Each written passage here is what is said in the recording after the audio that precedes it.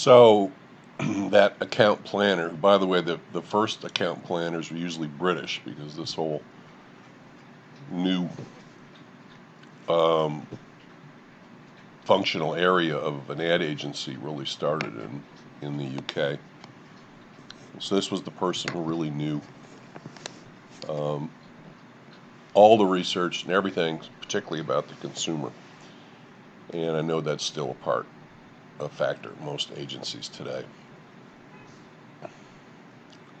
Yeah, and that's what they did, making sure the consumer's perspective is fully considered when advertising is developed.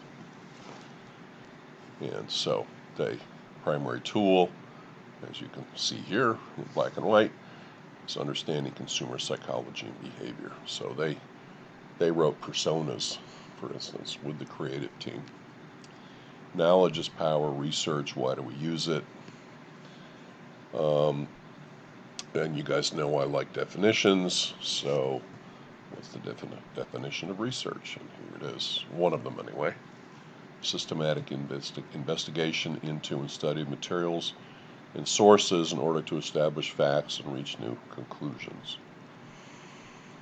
Here's the scientific principles. And here, what are scientific principles? They represent a rigorous systematic approach designed to eliminate bias and other subjective influences in the search, identification, and measurement or validation of facts and cause effect relationships, and from scientific laws may be deduced. So this gets to dependent and independent variables. This gets to what things have an impact on sales in particular, or what things have an impact on somebody buying something. This gets to multivariate analysis, which we've talked about, you may recall, um, which is testing a variety of variables at the same time to see which independent variables have more or less effect on a dependent variable. So I think the example we used was for gym shoes, running shoes, which has the most impact on whether or not you buy running shoes, your age, your gender, or whether you're athletic. Okay, so and a multivariate analysis can measure that scientifically. Eliminating bias and other subjective influences in the search. This is why we have to be careful with our questionnaires. Quick example. If I am doing research for Tide detergent, Tide is, I guess, my motif today, at least for now. I don't want to start doing an interview with a customer. I don't want to start by saying, I'm doing research for Tide detergent. And then end up saying, have you ever heard of Tide detergent? Well, you just mentioned it 2 minutes ago, so I guess I have by now, even if I hadn't before. So you have to be careful about when you identify the brand you're doing research on, because it really needs to come from the customer if at all possible. So you usually don't do that until the end of your questionnaire. You want to get information about what they use for detergent and what they think about detergent before telling them you work for Tide, because they may tell you things just to make you feel bad or good based on being from Tide. Okay, you get the idea, I hope. And so it's also problem solving. It's a step-by-step approach consisting of, as you can see here, identifying and defining a problem, accumulating relevant data. This is what you guys are doing in your presentations. Now, I don't know if you're going to see problems, but you may find some problems with whatever brand you're working with, some things that need addressing. You get the relevant data, you come up with a hypothesis as to what causes the problem, you test the hypothesis, you interpret results objectively, and you keep repeating until you find an acceptable solution. So this is really almost like vaccine development too, isn't it? That's exactly what it is, right? It's what the scientists at all these major companies did to find a vaccine that worked. And it's the same thing we do when we want to find an ad that works. Okay?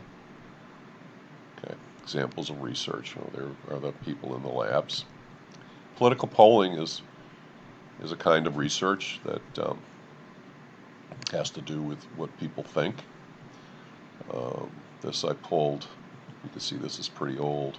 I think I just looked for honestly, I did a search for a good visual, sort of a simple kind of thing that would show polling. Typically, these polls are done over the phone.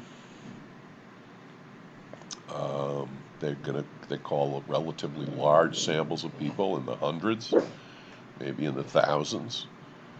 They want to have, if it's for a presidential election, they want to have a big enough sample size of Republicans and a big enough sample size of Democrats and maybe big enough sample size of African American or Hispanic or Asian Pacific Islander, or whatever,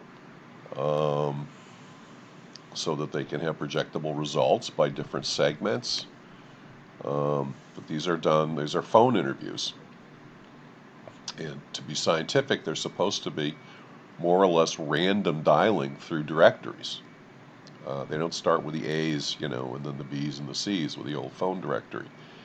They've got a computer that'll go through phone numbers that they know and just kind of randomly, spew out different home phone numbers.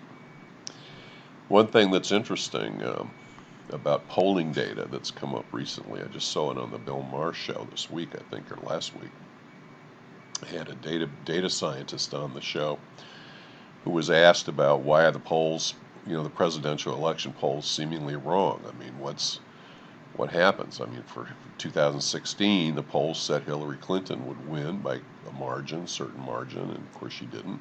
I mean, she did in the popular election, okay, but anyway, it was even in the popular election, it was a lot closer than the pollsters were predicting. And what's going on here? And so one of the issues is that the type of people who talk to pollsters, who agree to an interview when there's absolutely nothing in it for them, other than having somebody to talk to and value their opinions, that biases the results of the polling. I mean, just think about it. There's I think, a correlation between people who like to talk on the phone and maybe being slightly more liberal or open to new ideas. And so there's a bias in the polling built in because it's done on the telephone. Okay, so this is another example of why you want to avoid bias. I think most of you guys are taking statistics at some point. Hopefully you are. Hopefully you're taking a math course too. So statistics are very important when it comes to research.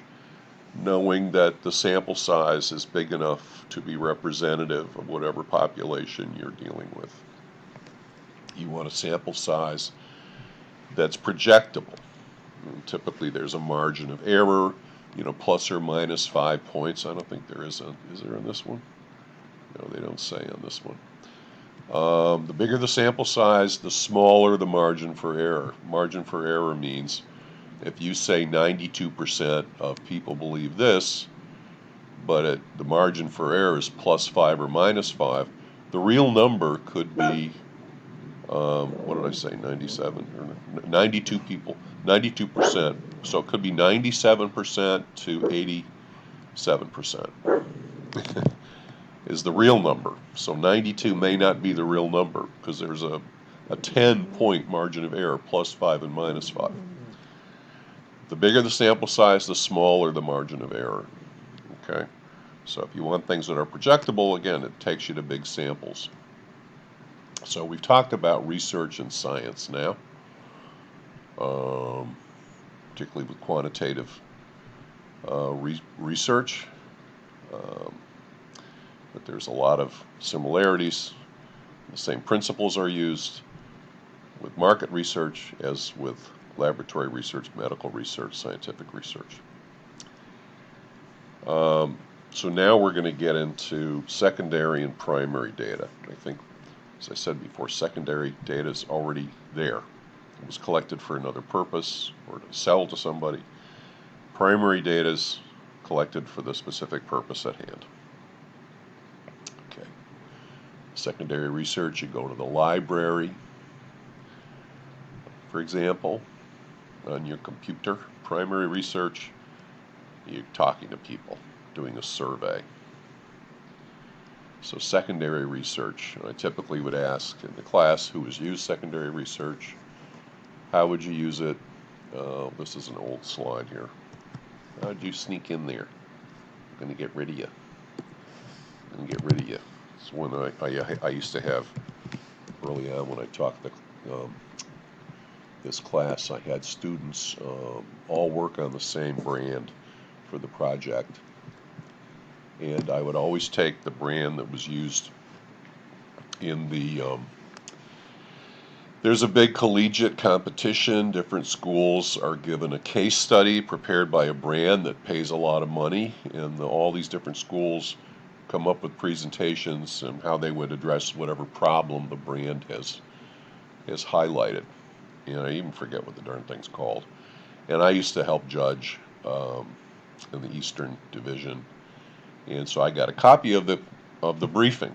So one year was ocean spray, and so I would share the briefing with my class, DM 211 class, and all the students would work on the ocean spray just like the college competition. But I stopped doing that. I think it's nicer for each of you to choose your own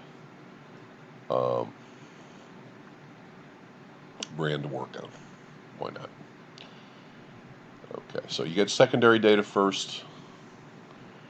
It's usually pretty much free if you're a student, because you've got a library to call on. Make sure it's relevant, accurate, current, impartial. I'm saying that you go to the Gladys Marcus website and you also look at Professor Romano's very short and to the point briefing on how to get into different databases. Hoover's is one, by the way, you can look at in Gladys Marcus. Marcus Library has a lot of good financial information about companies. If it was ocean spray, you'd look for the beverage industry also. You'd look up the industry. You want to do that for the brand you're working in. What industry is it in? Is it a fashion brand? I mean, what is it? Oh, got another one here. Search for ocean spray. It should have been OS, I suppose, right? Look at that. Professor, changing things right before your eyes. Okay.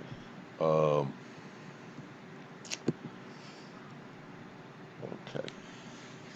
Well, we're not doing a library presentation. I used to do that, but honestly, it wasn't that good a presentation. I usually put my class to sleep. It was a very nice person who gave it, who shall remain nameless. But I don't do that anymore.